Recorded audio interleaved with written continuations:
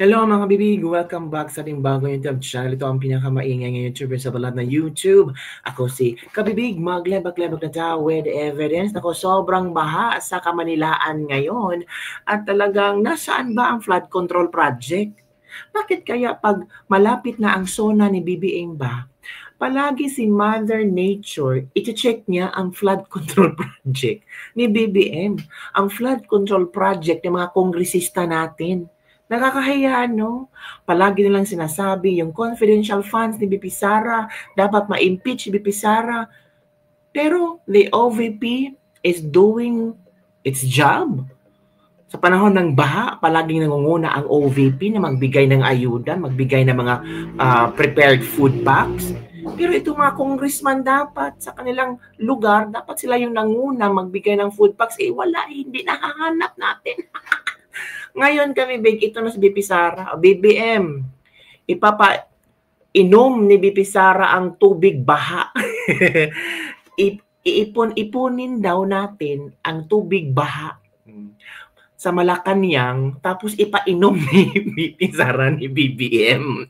Remember, statement ni BBM na sa panahon ng tag-init, babaha, dapat na nating ipunin yung tubig baha. Kaya ang gulo-gulo ni BBM. Kaya ito kabibigo, ito yung video na talagang tawang-tawa ang mga tao sa reaksyon ni VP Sara hinggil sa tubig baha. Ito, saan ba yun? Ay, tubig baha ni VP Sara. Ito na, ito na.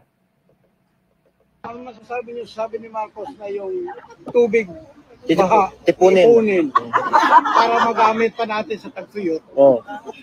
Anong comment niyo doon? Parang yun ang resolve niya para Kunin po natin lahat, tapos i-deliver po natin sa Malacanang. Umiinom na siya ng tubig baha. Pagkakita niya yun. Ay, nakakatawa. Ano na po ang gagawin natin? Kunin natin lahat, i-deliver natin sa Malacanang para meron silang mainom. Ang masasabi Ang niyo, galing ni sabi VP Marcos na Sara yung tubig baha, ipunin. para magamit pa natin sa tagtuyot. Oh. Anong comment niyo doon? Grabe, no, ipunin ang tubig baha para magamit sa tagtuyot. Grabe ka brainy si BBM, no? In fact, ang galing ni VP Sara. Ito pala yung mas klaro. Ito. Para magamit pa natin sa tagtuyot. Anong comment niyo doon? Ano? Yun ang resolve niya para Opo, ipunin po natin lahat, tapos i-deliver po natin sa Malacanang para po may mainom siya. Umiinom na siya ng tubig baha. Opo. Pagkakita niya yun. Sa kayang susuyok. Ano na po ang gagawin natin? Ipunin natin lahat, i-deliver natin sa Malacanang para meron silang mainom doon. Iba ang VP Sara. Anong comment niyo doon? Iba talaga ang isang VP Sara, no? Ipunin lahat ng tubig, tapos i-deliver sa Malacanang at ipainom nila. Oh, mas maganda yung suggestion. Kasi si BBM nang suggest na ipunin natin ang tubig baha para sa tagtuyot, meron tayong magamit. Ngayon, sabi ni VP Sara, nako, sige, sagutin nga natin itong anong klaseng utak meron sila. Sige, ang gagawin natin, ipunin natin ang tubig baha at i-deliver natin sa Malacanang para may mainom sila. Para maramdaman nila kung ano ang hinagpis ng mga tao, kung ano ang pakiramdam at hirap ng mga taong lubog sa baha. Kasi they're staying in a mansion. They're staying in Malacanang. Hindi naman sila nababahaan na. Yung answer ni VP Sara, it's the answer of the Filipino people. Yung may pagkapilosopo, may pagkapilosopa. Kasi hirap na eh. Maraming lubog sa baha ngayon. Until now, hinahanap ng tao kung nasan ang flood control project. Diba? Sasagutin na tayo, nandyan na yung flood control project. Nasaan nga? Bakit kung may mga, ito nga, hindi pa nga bagyo, fact check agad-agad yung flood control project, mga kabibig. Heto kabibig ha, ang reaksyon ni Attorney Rowena Guanzon. Hinahanap din niya ang flood control project. Ito yung issue na hindi talaga madidepensahan ng mga BBM fanatics, yung mga BBM loyalists, yung mga BBM supporters. Kasi kita naman ang baha. Tapos, alam nyo, ang bagong tactics nila, diversionary tactics, ang Dolomite Beach sa Manila Bay. Yun kasi ang rason kung bakit bumaha ang Manila. Ang Dolomite Beach. Ha? Dolomite Beach? Grabe mga ngabibig. So eto mga bibig, ang kang Attorney Rowena Guanzon, naghahanap siya kung saan ang flood control projects ng mga kongresista. Of course, kailangan pera ng taong bayan yan eh. 'Di ba? So ito kabibig, ito na. Parang ngayon ko lang na, meron ba kayong abiso o announcement na babaha ng ganito katodo? Grabe. Bakit parang ngayon ko lang na narinig ito? Kung hindi pa lumabas sa news, hindi ko pa alam na babaha pala. Yung buong Metro Manila. Buong Metro Manila? Ay, hanggang Biyernes yata to sa Japan bago pa lumindol at mag-tsunami, nakalikas na yung mga tao. Kumusta naman po kaya yung mga mahihirap na inaabot na ng baha yung mga sahig nila? Tama. Sana po safe kayo at hindi kayo magkasakit. Huwag lang po masabi ng gobyerno na ito na tayo mga Pilipino, astig talaga tayo. Marunong tayong bumangon. Nakakapagod na kayo Kami pa may obligasyon bumangon. Tama. Ikaw, kayo, BBM, at ang mga sa administrasyon ang may obligasyon po na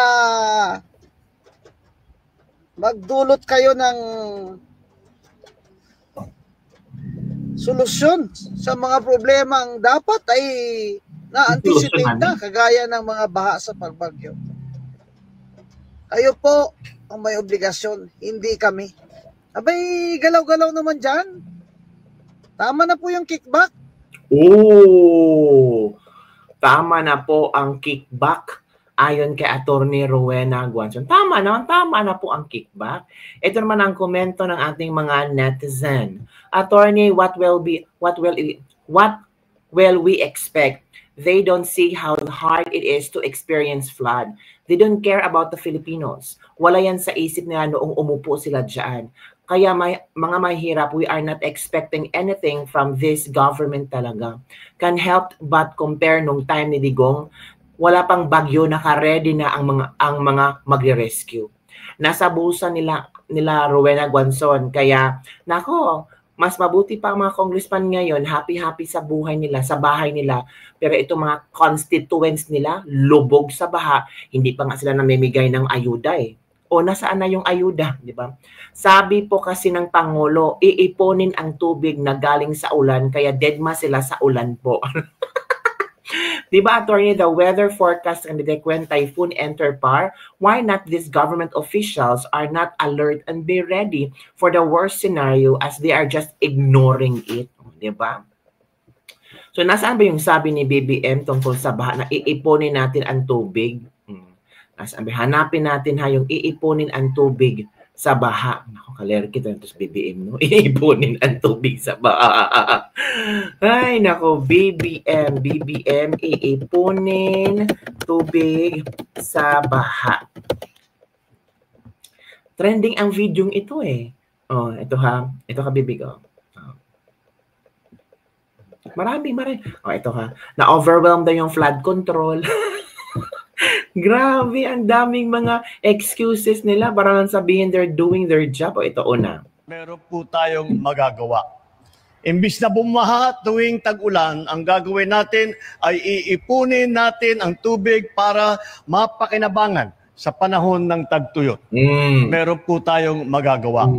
Imbis na bumaha tuwing tag-ulan, ang gagawin natin ay iipunin natin ang tubig para mapakinabangan sa panahon ng tagtuyot. Ito pa kabibig. Maraming nagsasabi, nababasa ko sa dyaryo, naririnig ko sa radyo, television, nasa ng mga flood control. Nandyan ang mga flood control, na-overwhelm lang. Buti rin, nakapag-harvest na tayo dito. Sa amin, nakapag-harvest na kami. Kakatanim lang eh.